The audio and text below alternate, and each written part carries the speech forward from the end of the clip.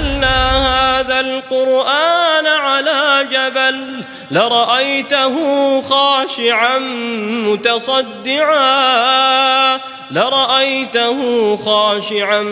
متصدعا من خشية الله وتلك الأمثال نضربها للناس لعلهم يتفكرون.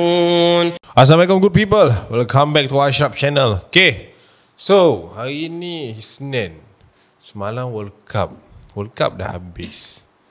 So hari ni hari Isnin, malam Isnin kita kembalilah dengan cerita seram tak? Alright. So untuk malam ni macam biasa, setiap bulan kita akan ada satu kisah asrama, di mana satu cerita yang semua orang request, semua orang nak dengar. Okay, tapi ini yang terakhir kot untuk tahun ni. So mungkin tahun depan kita dah tak buat dah asrama, kita buat benda lain kan. Alright. So jangan lupa tekan subscribe, juga hit bell notification, like sekali video ni. Kita layan intro macam biasa. Roll it.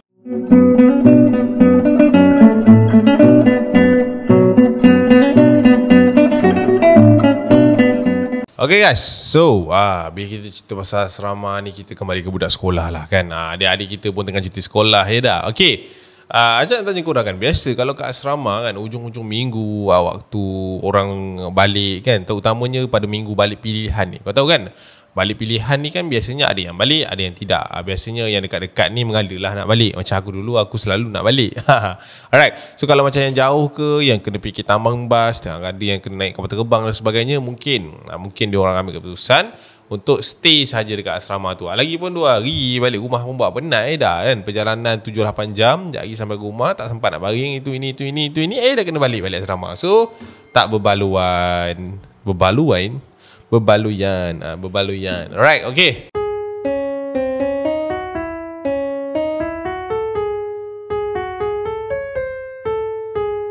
Untuk cerita yang pertama ni terjadi ketika situasi balik pilihan ni.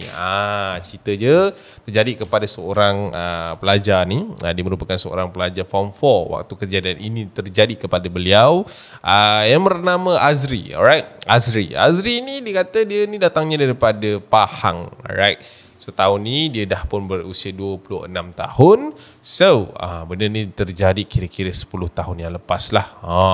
So mana nak start Dia ada banyak plot hole dia nak cerita kan, tapi kita boleh mulakan dengan mungkin okay. Alright. Pada petang hari Jumaat, Abang Cap, lepas dia semua orang sembahyang Jumaat, pelajar-pelajar yang nak balik apa semua, dia orang dah dibenarkan balik lah. So starting pukul 4, pukul 5 macam tu, orang dekat asrama tu dah makin lama, dah makin kurang bang, dia kata. So waktu kenapa dia panggil aku bang, dia 26? Tak dia lah kan. Alright, macam tu juga bilik saya, dom saya, di mana kami ni ada 12 orang dalam satu dom. Tapi waktu tu yang decide untuk balik hampir 8 ke 9 orang lah waktu tu. So yang ada dekat dalam dom tu hanya bertiga lah, saya dan juga 2 orang lagi rakan sebaya juga yang berada dekat situ. Okay, manakala kita orang ni form 4 bang, kita orang ni dah kira, orang kata apa, pasca apa macam mana, dia orang ni dah kira semi-senior. Dia orang bukan senior, tapi dia orang semi-senior. Sebab kan sekolah dia orang ni ada form 1, form 2, form 3, form 4 kan. So dia kata waktu malam menjelma, kami bertiga ni ada plan yang kita orang ni nak pergi takut-takutkan junior yang tinggal lagi. Dia kata macam tu. Okay, dan jadikan cerita, maghrib tu saya bertiga, saya, Faris dengan Azim. Dia kata 3 orang ni, Azim, Amir dengan Faris, lupa pula nama dia. Saya, Azri, Faris dengan Azim. Okay, kami bertiga duduk and kita orang macam bosan tu, apa nak buat ni kan. Dan dah weekend ni ramai yang balik. Tu dah haji tu, dia kata tak nak balik, dia dah balik, tinggal kita 3 orang. Dia kata macam tu lah. Lepas tu macam mana plan kita malam ni jadi tak? So aku tanyalah dua orang ni. Lepas tu kata malam ni punya plan jalan, kasih on. Dia kata macam tu. So nak jadikan cerita Cap, apa yang kita plan pada malam tu adalah kita orang nak berlakon menjadi lembaga lah, untuk menakut-nakutkan budak-budak ni kan. Biasalah senior nakal kan. Okay, bila malam tu kita orang dah decide and kita orang setuju untuk continue benda tu, apa yang kita orang tunggu waktu tu, waktu prep, waktu malam. Waktu ni malam Jumaat lah. Waktu malam lepas pukul 11, kami berpakaian macam ninja, ala-ala ninja kan. Kau tahu tu kan, yang kain plekat yang tutup mata, nampak mata je ke tu kan. Macam tu. Kita orang ni menyuruh dekat dalam dom budak-budak ni. So waktu tu dom yang kami pilih adalah dom budak tingkatan 1 yang berada dekat blok A, yang kita tahulah budak form 1 ni kan, biasanya orang kata apa, senang takut, senang cuak kan. Disebabkan exco dalam bilik tu pun dah balik, maka tinggallah mereka berempat. Dia orang kata dia orang dah riki dah bilik tu. Ada 4 orang budak form 1 yang tinggal, and dia ada rasa macam dia ada geram sikit dekat seorang budak ni. Bukan geram apa, maksudnya macam budak ni macam ya je, dia geram macam tu kan. So dia kata aku nak kenakan budak ni malam ni. Kita orang bertiga waktu tu, bila dia orang dah turun prep, kami pun sama-sama masuk ke dalam blok diorang kan, masuk ke dalam dom diorang. Untung malam tu dia orang punya dom pun tak berkunci. So senanglah kerjanya. Kita orang pun bertiga masuk ke dalam dom tu, dan kita orang duduk dekat area-area katil yang berhampiran dekat situ cap. So saya nampak ada beberapa katil yang dah berusik, so maknanya ada orang kat sana. So satu duduk sana, satu kat tengah, satu lagi dekat ujung. So kita orang ni tunggu. Biasanya pukul 11, 11.30 macam tu, budak-budak ni akan masuk. So kita orang tunggu dekat dalam tu, macam buka mata kan. Sebab bila dia orang masuk, kita orang nak tergegah. Buka mata, tak ada. Belum. Saya bagi isyarat kat kawan saya. Alright cap. Waktu tu saya tengok jam dinding yang ada dekat dom tu. Jam sedang menunjukkan 11.20 malam. Mana dia orang tak masuk? Kejap lagi 11.30. Dia kata macam tu lah. Kita orang berbisik kan antara satu sama lain.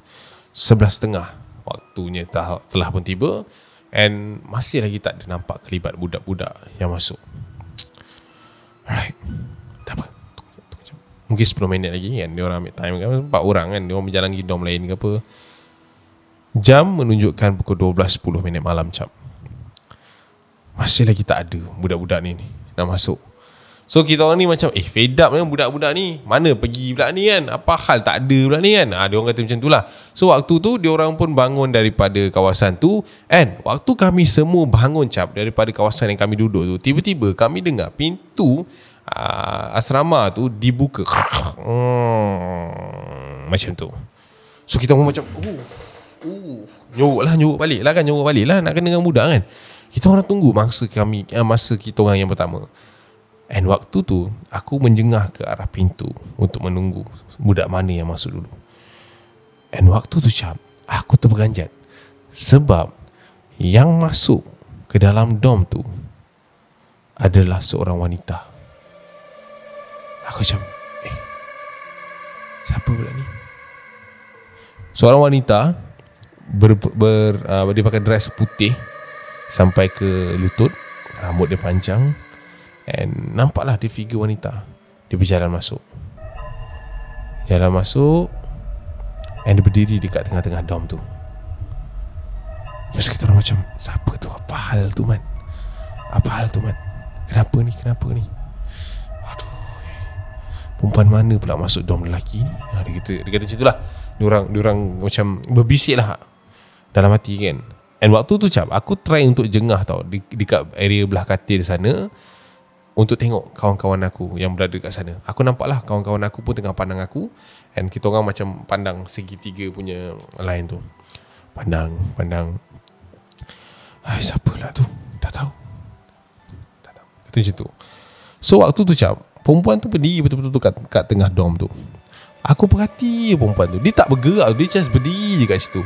And dalam lebih kurang 7-8 minit macam tu cap, aku nampak dia bergerak ke arah belah kanan aku, which is dekat katil kawan-kawan aku tu tadi. Aku macam, sudah, apa dia nak buat ni? Lepas tu benda tu pun berjalan, and dia berjalan ke arah belakang katil yang ada dekat area situ. Alamak, habis member aku ni. Aku pun perhati kejap figure tu jalan sampai ke hujung katil, and then dia berdiri sekali kat tengah-tengah katil tu. Apa hal ni? Dia tak nampak ke kawan aku? Dia tak marah ke kan? Lepas tu aku tengok perempuan tu jalan lagi. Waktu tu ke depan sedikit demi sedikit. Aku perhati je cap. Waktu tu aku tak tahu nak buat apa. Aku tak ada rasa takut, tapi aku rasa pelik. Perempuan ni datang dari mana? And dia berjalan. Sampailah cap, dia berdiri betul-betul dekat bahagian depan aku. Ini katil. Itu dia. Aku macam,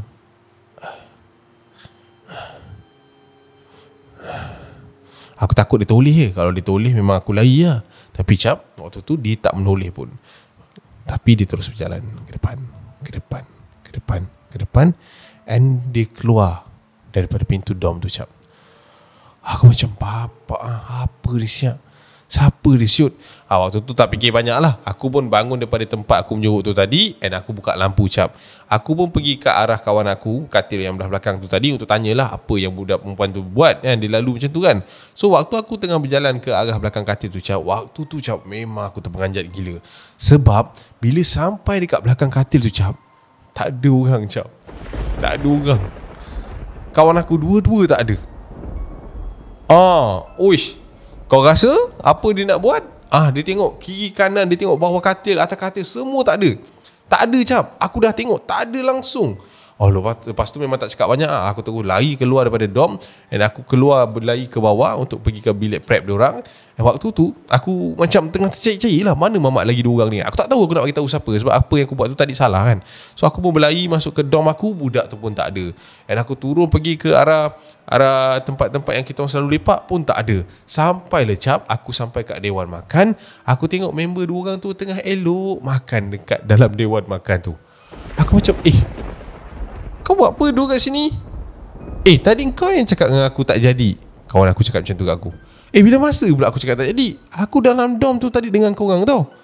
Lepas tu member aku pun cakap, mana ada? Tadi maghrib kau datang jumpa aku kat bawah. Aku tak tahulah kenapa muka kau pucat macam penat, tapi kau cakap kau tak sihat. Kau cakap malam ni cancel. Aku pun datang, kita orang makan lah kat sini. Kita orang biar je lah kau baring dalam dom tu. Kau dah okey ke? Apa yang okey? Kau okey ke?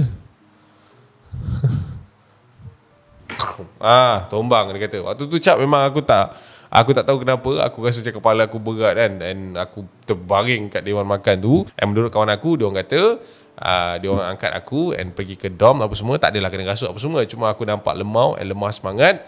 And macam tu lah cerita dia. Member aku cakap dia jumpa aku time maghrib, sebab aku kata aku tak sihat. So malam tu aku tak nak buat. Tapi apa yang aku jumpa sebaliknya.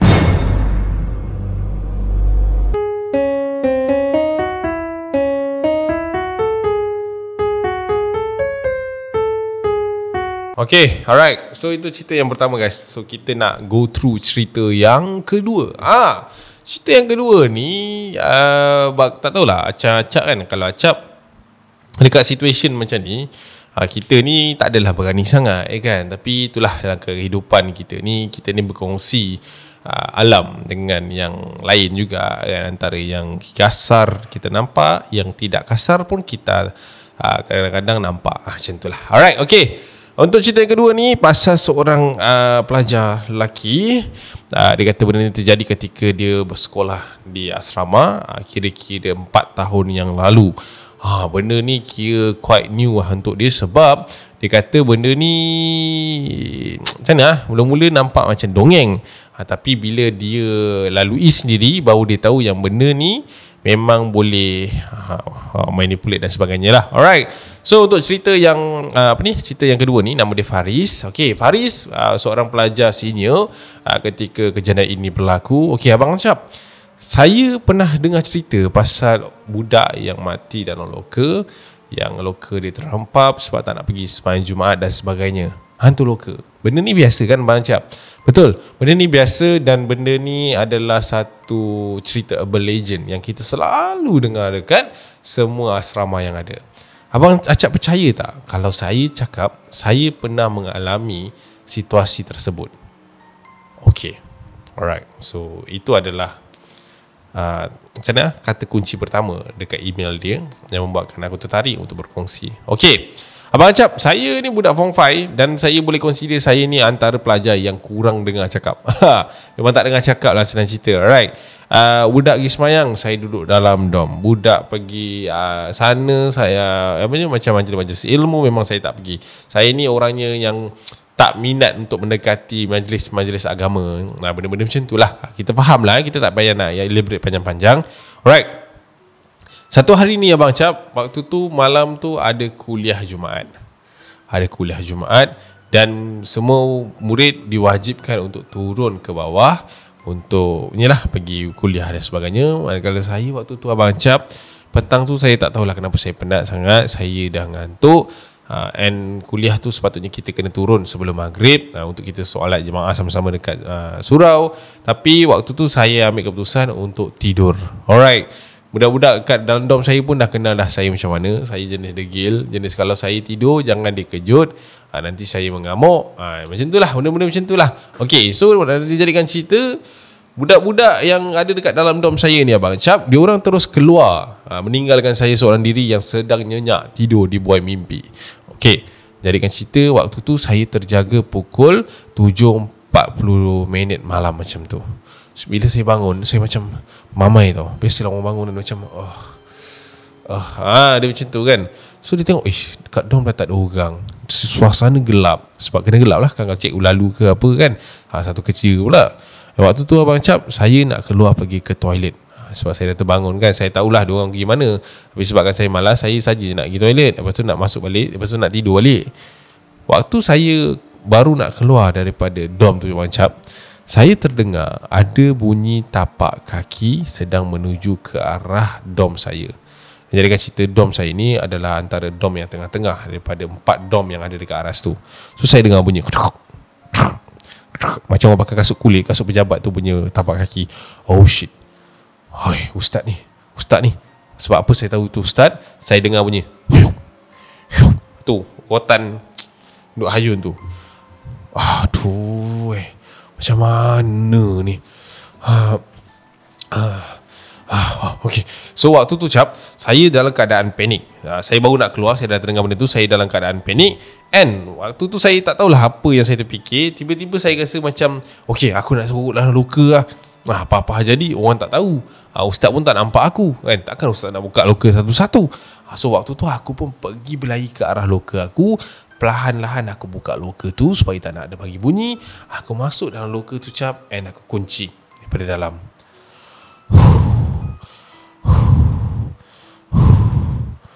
Hai, ustaz ni boleh buat ronda pula time-time macam ni.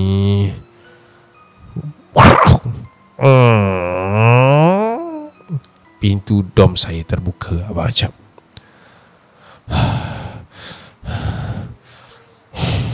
Saya dekat dalam loka tu Abang Cap, memang tak ada, orang kata apa, tak ada benda lain yang saya fikir. Saya fikir cepatlah ustaz dia pergi, and saya nak sambung tidur dekat katil saya tadi. Memang perlu Abang Cap waktu tu. Memang perlu dekat dalam tu, memang tak boleh nak buat apa lah kan. Sebab saya tahu dekat luar tu ada ustaz. And sampai ada satu ketika Abang Cap, saya dalam keadaan untuk mengawal suara saya, bunyi nafas saya tak didengari. Saya meneliti bunyi kasut yang berada dekat dalam dom tu. Sikit demi sikit suara kasut tu makin sayup. So menandakan yang ustaz dah tak ada dekat dalam bilik tu. So waktu tu Abang Cap, saya nak buka kunci dom loka yang ada dekat depan saya untuk saya keluar lah, untuk tengok betul ke ustaz dah tak ada kan. And waktu saya nak try buka tu Cap, kunci tu tak boleh nak buka. Tak tahu kenapa, sebab biasa dah saya buat buka tutup ni daripada dalam, itu saya punya expert lah. Tapi waktu tu dia macam sendal tau. Dia macam tak boleh nak buka. Aku macam apa hal pula ni? Dah lah telefon saya tak bawa. Memang kat dalam loka tu gelap gila kan. Saya macam apa hal tak boleh ni? Aduh. Okay. Saya pun try tendang. Tung. Tak boleh juga Cap. Waktu tu aku tak tahulah kenapa. Waktu tu aku rasa macam semua benda yang aku nak try buat, semua tak boleh. Waktu tu aku tak fikir banyak Cap. Aku nak try pecahkan juga pintu loka tu, sebab aku dah panik kat dalam tu. Tak kisahlah ustaz dengar. So aku pun ambil ajak sikit, langgar macam tu. And waktu aku langgar macam tu Cap, pintu loka aku tu kemik macam ni tau. Dia sengit. So kau boleh nampak macam udara daripada luar ke sana. So aku macam okay, dah boleh buka ni. Aku cuba masukkan tangan aku untuk buka daripada luar. And waktu aku cuba masukkan tangan aku ke area celah yang terkemit tu Syab, aku ternampak dekat celahan tu ada satu figure berdiri tegak, bungkus.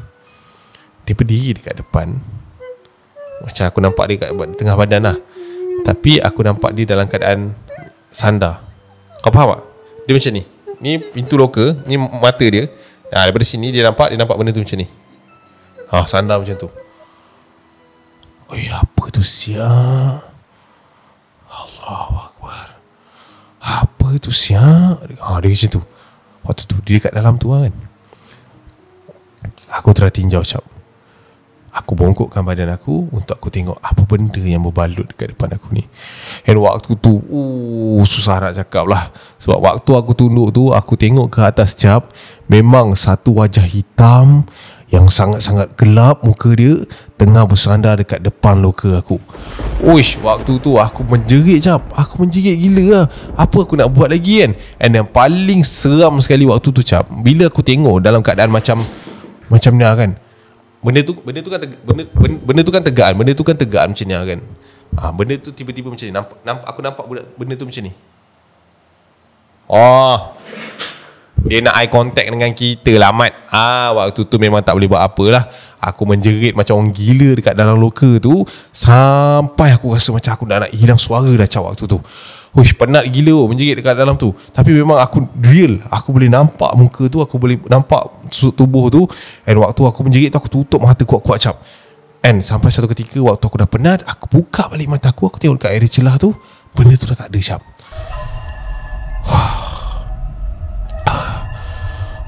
Nasib baik. Okay, aku nak keluar, aku tak kira. Waktu tu aku tak fikir banyak Cap. Aku sekali lagi ambil anjak and aku try tendang loka tu. And waktu tu aku try tendang, loka tu terkemik sekali lagi. Itu membolehkan aku untuk tunduk ke bawah untuk keluar daripada loka tersebut. So waktu tu dia macam dah ada sinar lah kan, dah boleh keluar kan, dah ada lubang sikit lepas untuk sorang. Sebab aku bukan besar sangat Cap. And waktu aku nak try mencangkung untuk keluar daripada situ Cap, aku terdengar satu bunyi macam ni. Dah nak keluar, sayup je. Dah nak keluar.